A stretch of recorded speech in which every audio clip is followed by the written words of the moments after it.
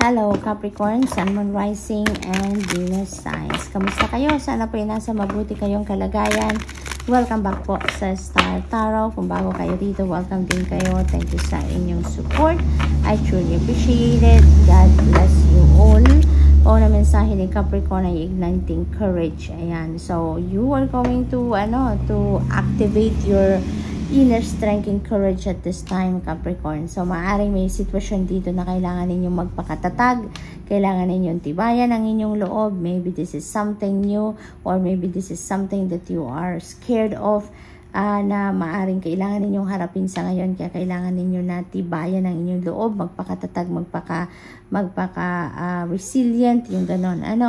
So, good luck to that. What else? We have listening with your heart. Ayan. So, this is beautiful. Ibig sabihin nito, may gabay, may guidance sa inyo, Divine Universe. And pinifeed yan ng Divine Universe through your inner voice, through your inner guidance. Kaya, napaka-importante na makikinig kayo. Napaka-importante na papakinggan ninyo yan dahil yan ay importanteng gabay sa inyo na kung ano man ang kailangan ninyong gawin at this time. Okay? So, what else? We have giving birth. This is new beginning energy. So, definitely you're going to start something new. Okay? You're going to embark on a new beginning dito, a fresh start in your life. Iba-iba, depende sa inyong sitwasyon. That could be a new job, that could be a new career, that could be a business venture na maaaring gagawin ng iba sa inyo dito, Capricorn. Now, there is something new dito na sisimulan kayo. There is something new na gagawin kayo. For others of you, posible na literal ito na giving birth. Maaring manganganak talaga ang iba sa inyo dito. Maaring magsisimulang magbuntis or buntis na ang iba. Kung hindi man ganun ang inyong sitwasyon, maaring yung person ninyo ang manganganak or buntis. So, we have coming into power. I step into my power, boldly, confidently. Napakaganda nito. Babawiin nyo na, yung inyong kapangyarihan over yourself. Maybe, mga nakaraan, hindi kayo ganun ka-powerful, hindi kayo ganun katatag, Siguro, kaya kailangan ninyo na i-activate ang inyong courage dito. It's because ito ang gagawin ninyo. Babawiin nyo na ang kapangyarihan ninyo over yourself. So, maaring ganun ang ganap dyan for some of you, Capricorn. Ngayon, papatunayan ninyo sa sarili ninyo na kaya ninyong panindigan ang sarili ninyo. Maybe, papatunayan ninyo ngayon sa sarili ninyo na, kaya nyo din palang tumayo sa sarili ninyong paa, magdesisyon para sa sarili ninyo, At gawin kung ano man ang mga gusto ninyong gawin. So, what else? You have rising above. Ayan, you are going to rise above your situation. Napakasaya ng babae dito. Talagang victorious ang dating niya, So, you're going to be victorious at this time. Siguro talaga, Capricorn. Kasi yung pagbawi pa lang ng inyong personal power dito, isa ng malaking tagumpayan, Hindi biro ang gagawin ninyo dito na babawiin nyo na yung inyong kapangyarihan over yourself, It is a very challenging task na gagawin ninyo. Pero, maglalakas kayo ng loob at gagawin ninyo yan, Kaya, isang malaking tagumpay, isang malaking victory yan, on your part.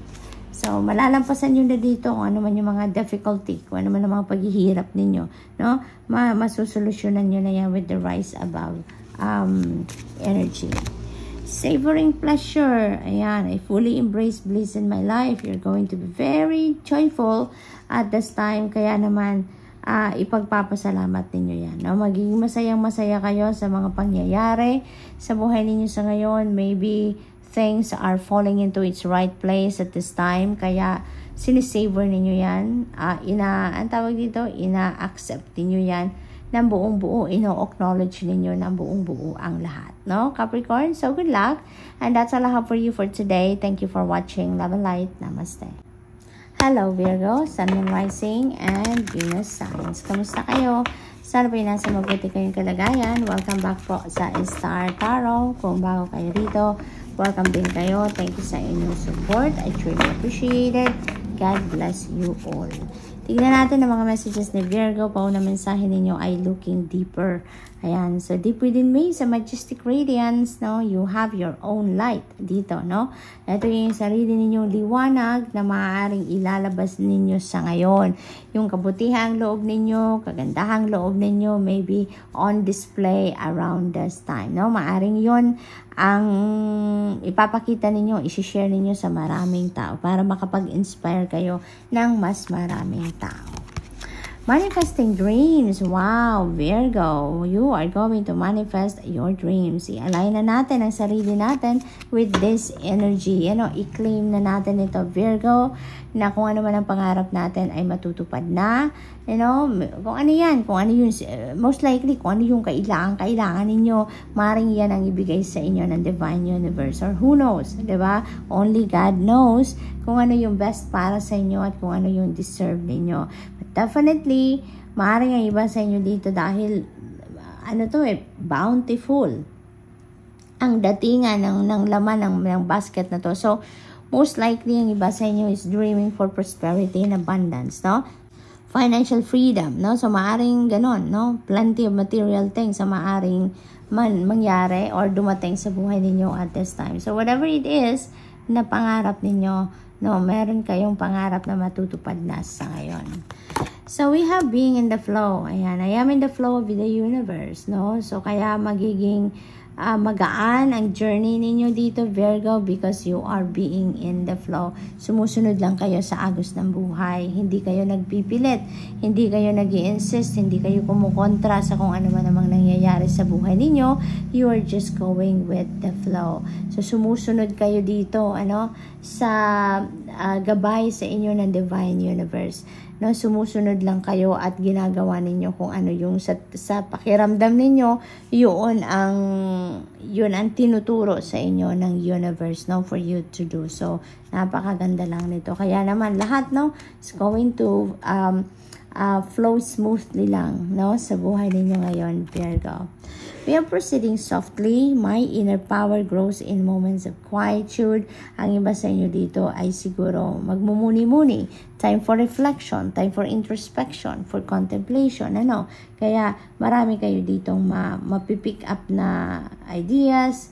Marami kayong mapipick up dito na mga bagong plans na mag-arise, new perspective, no, sa gagawin ninyo na yan. So, what else? We have letting go. Ayan. Definitely, some of you are going to let go. Kaya nga may being in the flow din tayo because yun ang mga realization ng karamihan siguro sa inyo dito, Virgo, na in the past, maaaring kinokontrol ninyo kung ano yung gusto ninyong mangyari, kung anong gusto ninyong mag-manifest sa buhay ninyo. Maybe you are insisting, you are pushing hard, siguro, Pero ngayon, ang iba sa inyo, you're going to let go, no? Maaaring makikinig na kayo ngayon or maybe marirealize na ninyo na ang mga nangyayari sa buhay ninyo ay parang hindi yun ang gusto ninyo, diba? Kaya parang susuko na kayo at i-offer nyo na lang yan sa Panginoon. Kasi diba, maaring sinasabi ninyo dito na you've done everything. No? Ginawa na ninyo ang lahat. Nag-effort na kayo ng extra, pero hindi pa rin nangyayari ang gusto ninyo mangyari, diba? So, maaring may mga ganun sitwasyon dito. That's why you are going to let them go, no? You're going to do anything and everything in your power sa ngayon para umano na lang kayo, sumunod na lang nga kayo sa agos ng buhay, no? At i-lift up nyo na lang sa Panginoon and the rest of your spirit team ang mga bagay-bagay, diba? So, good luck to that, Virgo. What else? We have revealing radiance. Ayan, my light illuminates the world. Ayan, so talaga, yung radiance niyo, you are going to shed your light with the lives of other people. You're going to share your light with other people dito para mas ma-inspire ninyo ang mas maraming tao, para mas makatulong kayo in any way sa maraming tao, no? You're about to touch other people's lives in different ways using your good heart, your kind heart, your compassionate heart. So, good luck. And that's all I have for you for today. Thank you for watching. Love and light. Namaste. Hello, Taurus, Sun, Moon, Rising, and Venus signs. Kamusta kayo? Sana po nasa mabuti kayong kalagayan. Welcome back po sa Star Tarot. Kung bago kayo dito, welcome din kayo.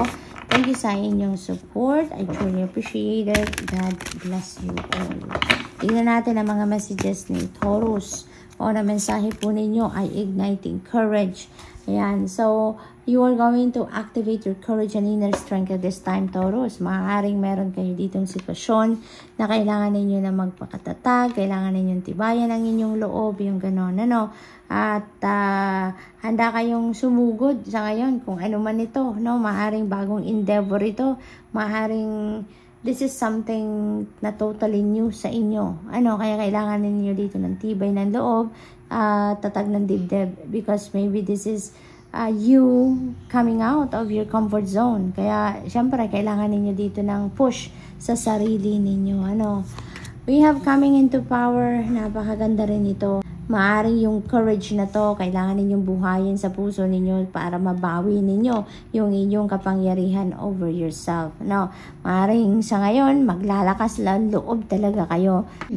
Nabawiin na ang inyong kapangyarihan over yourself. So, good for you, Taurus. Hindi ito biro na gagawin ninyo, but, you know, that will be worth it, no? That will be worth it. Kasi ito na yon, babawiin nyo na ang inyong kapangyarihan.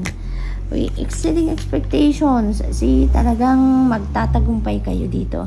There is victory dito na makakamit kayo, Taurus. That could be in any area of life. Maaaring sa trabaho yan, sa negosyo, sa career ninyo. It could be in anything. Maaari din na yung expectation ninyo dito sa pagbawi ninyo sa inyong kapangyarihan is not that much, no? Pero mas pa pala ang magugulat pala kayo dahil dito siguro ma-realize niyo na, oh my God, I am stronger than what I thought, diba? Yung mas matatag pala ako kaysa sa akala ko, yung ganon. Kaya you're going to exceed your expectations, no? Proceeding softly, you may need to embark on solitude. Maybe kailangan ninyo ngayon magmuni-muni, mag-isip-isip, mag-contemplate, no? Maaring kailangan ninyo dito na anong tawag dito,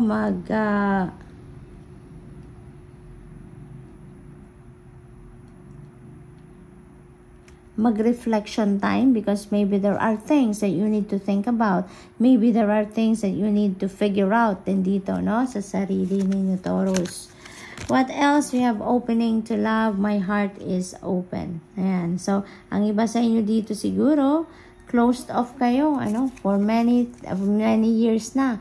Maybe closed off kayo on something or on someone, no? Pero ngayon, maybe nagbubukas na muli ang inyong puso. Maybe healed na kayo, no? Nag-heal na kayo totally, or maaari din siguro na handa na kayo ngayon, handa na kayong umibig muli, handa na kayong mag-accept din ng pag-ibig ng iba. Alam mo yon, yung ganon. So, this is beautiful because you are also opening yourself, no, and your heart for other people. So, what else? Embracing the future. Planting seeds ngayon ang ganap ni Taurus. Maaring meron kayo ditong dreams, meron kayong mga in-envision for yourself dito na gusto ninyong mag-manifest in the future, and maybe kung ano man yon, nagsisimula na siguro kayong magtanim ng seeds ngayon.